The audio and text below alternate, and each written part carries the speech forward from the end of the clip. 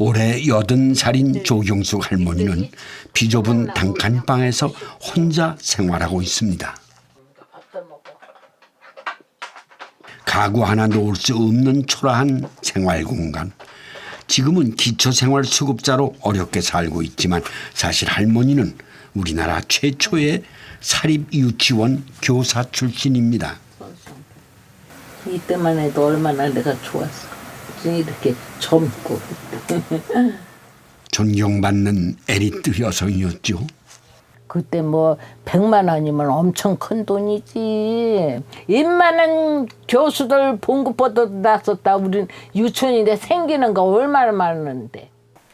경제적인 여유에 아이들과 함께한 행복한 시절이었습니다. 이젠 빛바랜 사진 속의 추억일 뿐 노후 준비 없이 갑자기 닥친 불행은 결국 노후 빈곤으로 이어졌습니다. 팔려줬지. 왜냐면 내가 일찍 이혼을 했거든. 하루 종일 애들을 가르치고 집이라고 들어오는데 이런 난리가 있는 거야.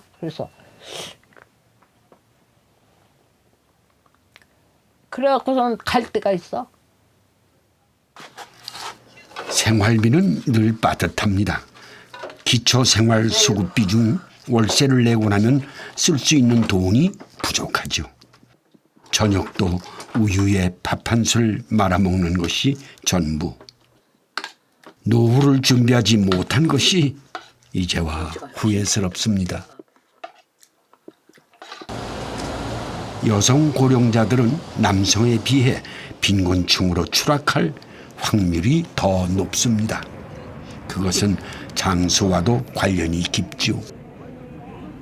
노인 문제 중에서 핵심은 여성 노인의 빈곤 현상입니다. 여성 노인은 추가로 10년을 더 살아야 되는데 남편 간병은 부인이 하는데요. 부인의 간병은 스스로 해결해야 됩니다. 외롭게 살다가 노후 자금이 부족한 상태에서 질병에 시달리면 간병을 스스로 해결해야 되기 때문에 노후 문제는 어떻게 보면 여성 노인의 문제다라고 할 정도로 상당히 대책을 잘 세워야 되는, 노후 준비를 잘 해야 되는 그런 측면이 있습니다. 길어진 수명 탓에 길어진 노년의 삶. 스스로의 생계를 책임지지 않는다면 장소는 재앙이나 다름없습니다.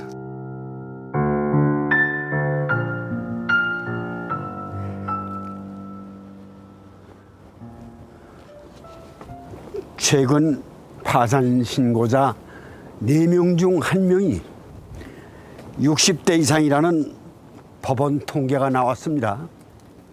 그런데 이 고령자의 파산율이 왜 이리 높은 걸까요? 그것은 바로 한국인의 특수한 문화 때문입니다.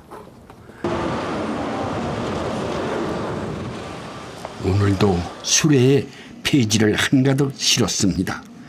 80대 노부부는 이렇게 매일 폐지를 주워 생활비를 벌고 있습니다. 얼마 안 나왔어. 6,200원. 7,200원이구만. 7,200원이구만. 7,200원. 하루 온전히 이거 한 마리 버게 7,200원 많이 벌었잖아. 이렇게 일해 한 달에 20여만 원이 겨우 손에 쥐어집니다. 남은 돈 공짜로 기분도 싫어. 나는 기분도 싫어. 내가 노력해서 받는 거는 괜찮는데 그 사람들 빼가빠이도 버리는 돈이야. 그래 그냥 공짜로 받는 건 아니.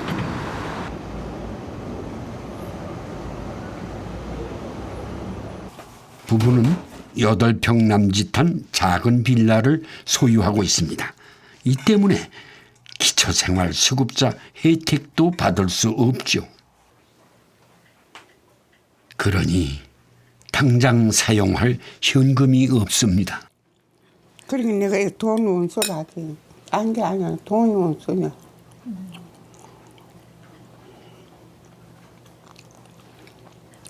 안 사람들은 나이 먹어도 반찬도 해놓으면 뭐 해놓은 게 있다대. 해놓은 게 있는 거 사다가 먹고 이렇게 집수 안에 먹다니. 내가 그랬네. 저런 사람은 몸 보고 타고나서 저랬네 싶은 생각도 들어. 어떤 데는 혼자서 울어.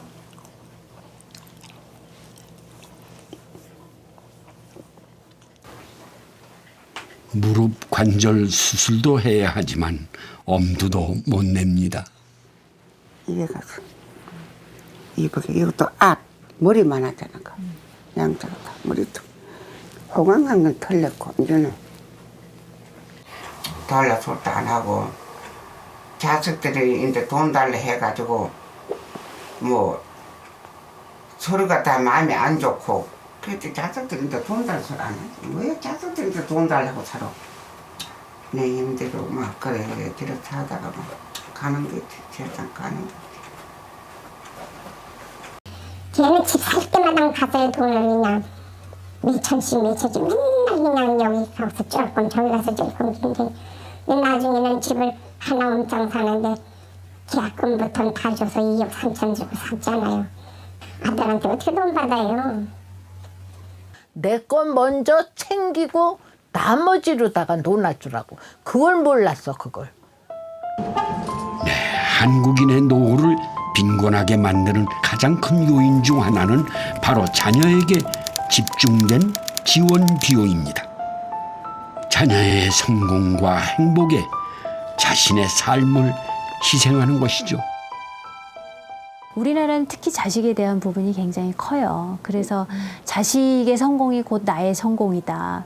그래서 이제 성공적인 노후라는 이야기도 우리가 하는데 자식이 잘 되면 본인은 지금 어떤 상황에 있어도 괜찮다고 생각하시는 게 우리나라에서 나타나는 특징이에요. 외국하고는 달라요. 한국인의 가계 지출 비중을 살펴보면 40대엔 월 지출액의 30%를 자녀 교육비로 쓰고 50대엔 은퇴 자금의 절반 이상을 자녀 결혼 비용으로 사용을 하죠.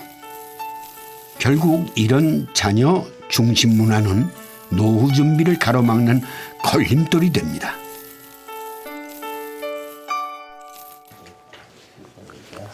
특히 경제적 어려움 속에서도 집을 팔지 않고 지키려 합니다. 자녀에게 상속해야 하기 때문이죠. 손주를 줘야지. 손주 집이 없잖는가. 그러니까 내가 저거 손주로 장교 가가지고 지가 직장으로 저걸 해서 무엇을 해야 되겠는데 아이고 모르겠어. 한국에서 부동산은 노후 자산의 절대적인 부분을 차지합니다. 전문가들은 노후 준비가 부족한 현실에서 부동산에 편중된 자산은 문제라고 말합니다. 노인들이나 중장년들이 집을 꽉 쥐고 꾸역꾸역 살아가요. 꾸역꾸역 살아가다가 나이 들어서 90세나 95세에 사망하면서 아들한테 유산을 줘요. 상속으로 줘요. 그럼 아들이 70세예요. 이런 걸 노노상속이라고 하는 아주 형편없는 모습이 되는 거예요. 의미가 없는, 본인 부모가 아낀 의미가 없는 그런 모습이 되는 거예요.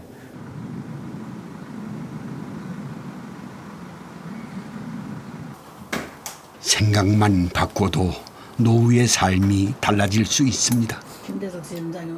70대 중반인 부부는 살던 집에 거주하며 주택을 노후 자금으로 쓰고 있습니다. 이 집을 누르고 살아도 집에서 돈이 나오지 않잖아요. 돈이 안 나와요. 그냥 살기만 할 뿐이지. 그러면 다른 돈으로 살고 우리가 죽고 나면 이 돈이 아이들한테로 가겠지만 여기서 매달 나온다는 건 참 든든한 백이에요. 네, 부부는 노후를 자녀에게 의존하지 않고 스스로 해결하기 위해 주택연금에 가입했습니다. 주택을 담보로 현재 살고 있는 집에서 사망 때까지 평생 연금 방식으로 일정액을 지급받을 수 있는 것이죠. 내 마누라에 가서 자녀들한테 짐이 된다는 건 나는 그게 제일 부담이거든요. 그 경제적인 부담을 안 주잖아요. 아이들한테. 미리 준비해야지. 미리 사전에 준비한 결과물이 지금 오는 거예요. 부부는 작은 텃밭도 구입했습니다. 소일거리로 블루베리 농사도 짓고 있죠. 노후를 어떻게 보낼지 구체적인 계획이 없었다면 지금의 여유도 없었을 것입니다. 우리는 장기적인 계획을 그때 세웠었잖아요. 그게 지금 실행이 되는 것 같아서 다행이다 생각하지. 다행이다. 노후 준비라는 것은 더하기 아니면 빼기라고 이야기하는데요. 더하는 것은 소득을 더하고 일을 더하고 연금을 더 투자하고 하는 것이 더하기고요. 그게 만약에 어렵다면 그보다 못지않은 효과가 빼기입니다. 빼기란 적정한 소비를 줄이는 거죠. 그래서 불필요한 소비를 줄이는 것입니다. 그래서 은퇴 후에는 차를 판다든지 은퇴 후에 중형차를 팔면 한 달에 6, 70만 원의 돈이 절약이 됩니다. 유지비라든지 각종 비용이 그 정도 나오더라고요. 젊은이들은 커피 한 잔을 아끼면 노후 자금의 상당 부분이 마련될 수 있습니다. 카페라떼 효과라고 하는데요. 커피 한 잔을 아껴서 노후 자금을 준비하자. 이게 이제 외국에서 유행하는 노후 준비 기법입니다. 부모 부양의 전통이 점차 사라지고 있는 지금 스스로 철저한 노후 준비를 하지 않는다면 노후 빈곤은 결코 남의 일이 아니